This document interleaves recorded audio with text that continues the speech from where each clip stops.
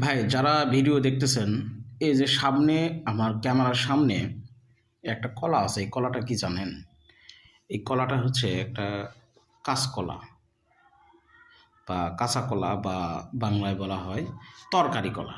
তরকারিতে খাওয়া হয়। তো এই কলাটার একটা উপকারিতা আছে। কি উপকারিতা জানেন? সেটা হলো যে আপনার যদি ডিহাইড্রেশন হয়, বাংলা কথায় বলা হয় পাতলা পায়খানা।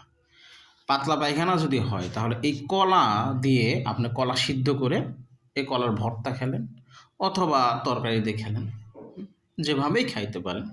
যদি খান তাহলে বিশ্বাস করেন, এই কলা আপনার খাওয়ার ফলে আপনার পাতলা পায়খানা বা ডিহাইড্রেশন আপনার বন্ধ হয়ে যাবে। এটা এতটাই উপকারী, আপনি সাময়িকভাবে একটু বন্ধ হয়ে যাবে এবং ভালো হয়ে যাবে আর কি।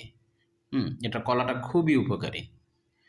যে কারণেই ডিহাইড্রেশন হোক না কেন, আপনি যদি এই কলাটা খান তো বিশ্বাস করেন, এটা আল্লাহ পাক এমন একটা মেডিসিন, এমন একটা হুম মেডিসিন হিসেবে এটা দিয়েছে যে ডিহাইড্রেশনের জন্য খুবই উপকারী একটা কলা।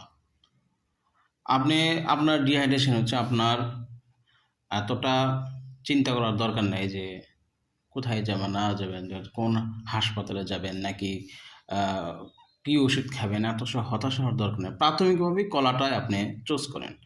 কলাটা আপনি নিয়ে আসেন, নিয়ে আসে কলাটা খাবেন, দেখবেন আপনি সুস্থ হতে আপনার দেরি হবে না। এটা আল্লাহ পাক প্রাকৃতিকভাবেই মেডিসিনটা আসলে দিয়ে দিয়েছে এই কলার মাধ্যমে, আমরা অনেকে জানি না।